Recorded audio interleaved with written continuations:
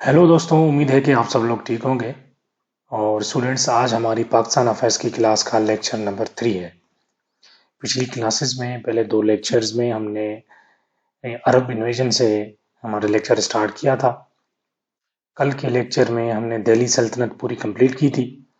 आज के लेक्चर में हम जो स्टार्ट करने वाले हैं वो है मुगल एरा।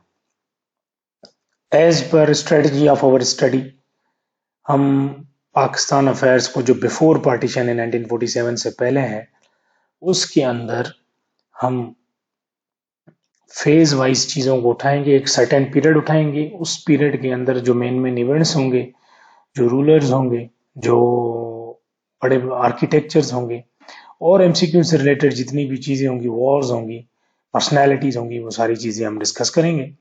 तो आज का जो हमारा लेक्चर 3 है which is about the Mughal era. तो सबसे पहले तो ये apologies for this spelling Mughal, ये टाइपिंग एरर हो गया मुझसे। तो मुगल एरा 1526 से 1707 तक। अच्छा जी, जब हम मुगल एरा की बात करेंगे तो एक और चीज है मुगल एरा के अंदर जो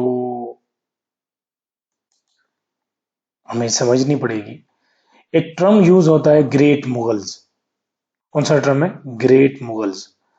अगर आप इस लाइन को देखें तो मैंने यहाँ पे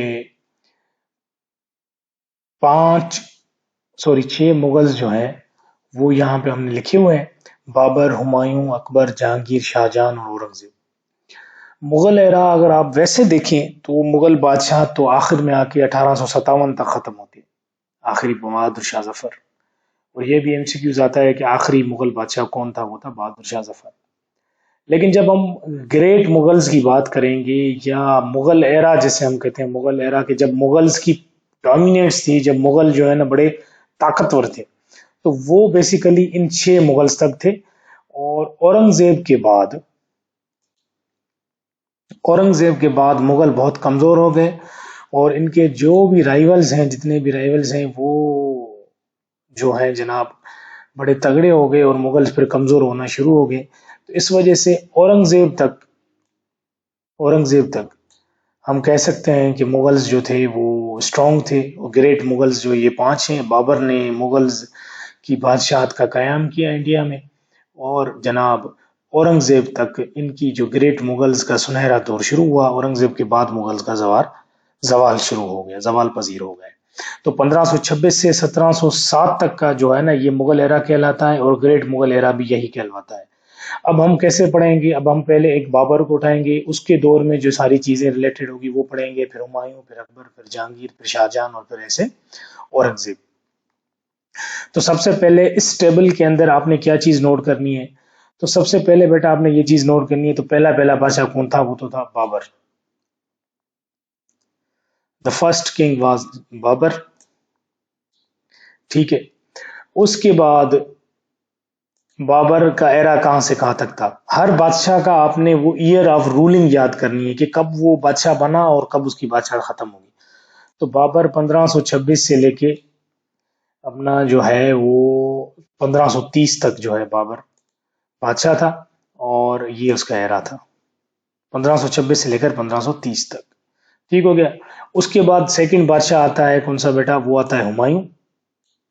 अच्छा, जो हुमायूं बादशाह था वो उसका एरा कहां से था? ये थोड़ा जो है ट्रिकी मामला यहाँ पे आ गया कि 1530 में हुमायूं की हुकूमत शुरू हुई 1540 तक। और फिर बीच में 1540 से लेकर 1556 तक ये 16 साल जो है ना मुगल से, एक ये 16 साल का वो पीरियड है कि हुमायूं से हुकूमत छीन गई थी और शेर शाह सूरी जो हम आगे पढ़ेंगे उसने मुगलों से हुकूमत छीन ली थी। सिर्फ 16 साल तक उनकी हुकूमत चली शेर शाह सूरी की। तो शेर शाह सूरी ने के बाद फिर 1556 में हुमायूं की हुकूमत आ गई। ये आगे आप क्लियर करेंगे। फिलहाल आप ये जो है ना इस टेबल को सिर्फ आप ये डेट्स याद रखें, डेट्स भी नहीं बल्कि ईयर्स याद रखें। तीसरा बड़ा बादशाह बादशाह अकबर था। ठीक है जनाब। अकबर बादशाह का जो रेन एरा था वो था 1556 से लेकर 1605 तक। चौथा बादशाह जो था वो था जहांगीर, अकबर का बेटा। इसने हुकूमत की है 1605 से लेकर 1627 तक। इसी तरीके से फिर पांचवा बादशाह था शाहजहां। शाहजहां की हुकूमत थी 1627 से लेकर 1658 तक। And then the last great, देखिए last great Mughal, last Mughal नहीं, लास्ट ग्रेट मुगल, याद रखिएगा। मुगल बादशाह, पहला बादशाह बाबर था और आखिरी था 1857 में बहादुर शाह। ये ग्रेट मुगल्स, जो सुनहरे दौर का जो आखिरी मुगल था वो था औरंगजेब। और औरंगजेब जनाब 1658 में इसकी हुकूमत शुरू हुई और 1707 तक इसने हुकूमत की। तो ये तो मुगल पीरियड का क्लासिकल पीरियड था। अब आगे चलते हैं, थोड़ा बहुत हम ओवरऑल जितने मुगल, उन्होंने जितनी भी ग्रेट मुगल एरा जो था, तो वो 1556 से लेके 1707 तक था, ग्रेट मुगल एरा। ठीक हो गया। टोटल 17 बादशाह थे यहाँ पे। कितने बादशाह थे? सॉरी, टोटल 17 बादशाह थे। ठीक हो गया जनाब। पहला कौन था? पहला था बाबर। और आखिरी कौन था? आखिरी था बहादुर शाह जफर। ये एज इट इज एमसीक्यूज वो आते हैं बेटा एग्जाम के अंदर। अच्छा जी, मुगल एरा का टोटल पीरियड कितना था? एसपीएससी में ये क्वेश्चन बहुत पूछे गए हैं कि मुगल टोटल एरा उनका कितना था? 331 साल। कितना हो गया? 331 साल। ये टोटल मतलब 1506 से लेके 1857 तक। आप अगर कहेंगे तो यहाँ पे मैं लिख भी देता हूं।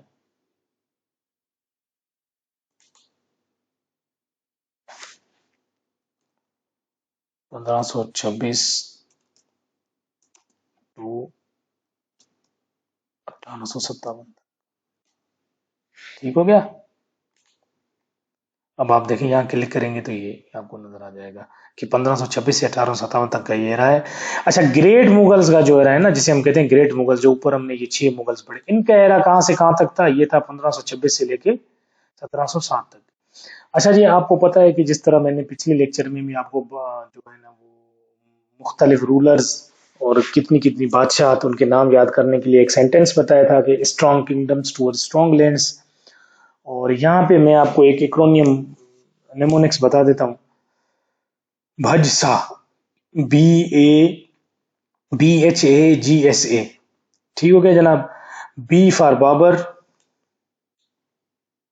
H for Humayun, sorry, A for Akbar,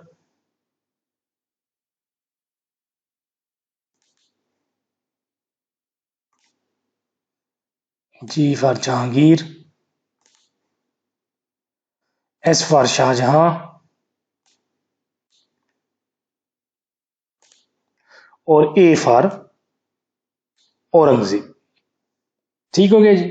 भजसा कह लें या कुछ भी कह लें, क्योंकि ये लफ्ज ऐसे हैं जिनकी कोई माना नहीं होती, ये हमने अपनी अंडरस्टैंडिंग के लिए बनाए हुए हैं। ठीक है, तो आपको और कुछ नहीं होगा तो आपको कम से कम ये सीरीज याद हो जाएगी कि बाबर का बेटा हुमायूं, हुमायूं का बेटा अकबर, अकबर का बेटा जहांगीर, जहांगीर का बेटा शाहजहां और शाहजहां का बेटा औरंगजेब। क्योंकि एमसीक्यूज में कभी कभी आएगा Shah Jahan was the father of Aurangzeb या who was the father of Shah Jahan, Jahangir. तो इस तरीके से, और ये सीरीज भी यही है, पहले बाबर, हुमायूं, फिर अकबर, फिर जहांगीर, फिर शाहजहां और फिर औरंगजेब। अच्छा जी, अब चलते हैं मुगल बादशाह के पहले बादशाह या वो शख्स के जिसने मुगल बादशाह की हिंदुस्तान के अंदर बुनियाद रखी, वो है जनाब बाबर। तो बाबर ने हिंदुस्तान में 1526 के अंदर मुगल बादशाह की बुनियाद रखी। और बुनियाद रखने से पहले उन्होंने एक जंग लड़ी थी, पानीपत की जंग। अच्छा, पानीपत की 3 जंगें हैं, ये फर्स्ट बैटल ऑफ पानीपत है। ठीक हो गया। फर्स्ट बैटल ऑफ पानीपत हुई है, जैसे कल हमने पढ़ा था लास्ट लेक्चर के अंदर कि दिल्ली सल्तनत। ठीक हो गया। दिल्ली सल्तनत का आखिरी बादशाह जो था लोधी थे, और इब्राहिम लोधी के खिलाफ बाबर ने जंग लड़ी थी। उस जंग का नाम था बैटल ऑफ पानीपत 1526 में। जंग के नतीजे में जनाब लोधियों को शिकस्त आ गई और बाबर जीत गया, मुगल्स जीत गए। तो लोधियों की जितनी भी हुकूमत थी दिल्ली और उनके इर्द गिर्द, उन पे अब मुगल की हुकूमत होगी। और फिर मुगल ने अपना बादशाह यहाँ पे कायम कर ली। मुगल कहाँ से आए थे? मुगल बेसिकली सेंट्रल एशिया से आए थे। सेंट्रल एशिया मतलब जिन लोगों ने मेरे साथ ज्योग्राफी की क्लास ली है उनको तो अच्छी तरह से पता है कि सेंट्रल एशिया क्या है।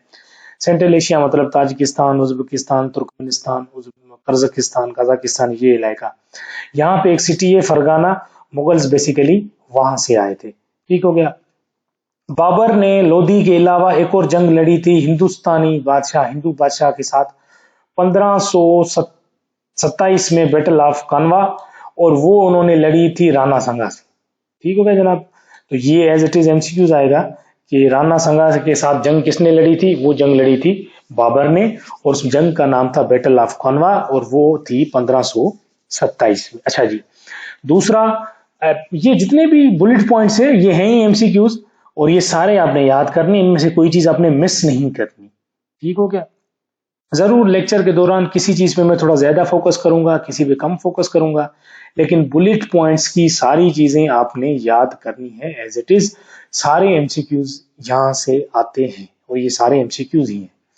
बाबर की ऑटोबायोग्राफी, अच्छा दो चीज है, एक है बायोग्राफी और एक है ऑटोबायोग्राफी। बायोग्राफी सवानाए हयात, जो कोई और लिखे, फॉर एग्जांपल मेरी जिंदगी पे मेरी सवानाए हयात कोई और लिखे तो वो होगी बायोग्राफी, लेकिन मैं अपनी बायोग्राफी अगर खुद लिखूं तो वो होगी ऑटोबायोग्राफी। तो बाबर ने अपनी जिंदगी के वाकयात खुद किताबी शक्ल में मरतब किए, और उसका नाम था Tuzuk Babri. Tuzuk Babri is a Babur's autobiography, and उसकी लैंग्वेज क्या थी, वो थी तुर्किश लैंग्वेज के अंदर। और अगर आपसे ये पूछा जाए कि मुगल की लैंग्वेज कौन सी बोलते थे, तो वो तुर्किश लैंग्वेज बोलते थे। अच्छा जी, उसके बाद बाबर ने पोस्टल सिस्टम हिंदुस्तान के अंदर इंट्रोड्यूस करवाया। ठीक हो गया। और बाबर की बेगम थी वैसे तो इनकी बहुत बेगमात थी, लेकिन जो हुमायूं जो अगला बादशाह आएगा उसकी माँ थी महाम बेगम। याद रखिएगा ये वो दौर है कि जहां पे बादशाह बहुत शादियां करते थे, और रानी का दर्जा उसको ही दिया जाता था कि जिसका औलाद आगे जाके जानशीन होगा। तो माम बेगम का बेटा था हुमायूं, वो जानशीन हुआ, आगे जाके बादशाह हुआ, तो इसको रानी का दर्जा था, तो प्रोमिनेंट बेगम यही है, तो बाबर मैरिड महाम बेगम। अच्छा जी, दूसरा ये आएगा, आता है बाबर की पैदाइश नहीं आती, लेकिन ये आता है कि बाबर बरिड कहाँ पे है, तो बाबर बरिड है काबुल में। ये आप याद रखिएगा कि जितने भी मुगल्स, ये ग्रेट मुगल्स हैं, इनकी जो बरियल प्लेस है ना वो लाजमी एमसीक्यूज में आती है। दूसरी आएगी कि ये इन्होंने इन बादशाह का एरा कहां से कहां तक था, जैसे बाबर का 1526 से 1530 तक था, और दूसरा ये बरिड कहां पे है, तीसरा इन्होंने जंग कौन कौन सी लड़ी। ठीक हो गया। अच्छा जी, ये एक मैप है आपके सामने जो मैं आपको दिखाना चाहूंगा, और थोड़ा मैं इसको अगर जूम कर सकूं। ठीक हो गया।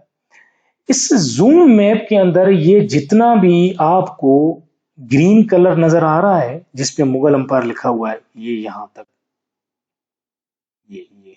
ये पूरा, और ऊपर से कश्मीर को छोड़ दें, ये यहां पर जितना है। अभी तक मुगल अंपायर सिर्फ यहां तक है। ठीक हो गया। नीचे अगर आप देखें राजपूताना, मेवाड़, ग्रीन कलर के अलावा दूसरे भी कलर, जितने दूसरे कलर हैं वहां पे किसी और की हुकूमत है। तो अभी मुगल बादशाह ने अपनी बुनियाद रखी है, और अभी तक पूरे हिंदुस्तान पे इन्होंने हुकूमत नहीं की। अभी तक सिर्फ दिल्ली और उसके इर्द गिर्द, या अभी मौजूदा अगर आप इंडिया के नक्शे में देखें तो इसे कहा जाता है बेटा सेंट्रल इंडिया। तो अभी तक सिर्फ पंजाब, दिल्ली और सेंट्रल इंडिया तक मुगलों की हुकूमत है। और इवन 1947 तक किसी ने भी पूरे हिंदुस्तान पे हुकूमत की ही नहीं है, मुख्तलिफ रियासतें रही है। ठीक, अब क्या होगा कि बाबर के बाद आहिस्ता आहिस्ता जो अगले बादशाह आएंगे ना, वो बाकी एरिया भी अपनी बादशाहत के अंदर समेटते जाएंगे। फिलहाल हुकूमत क्या है,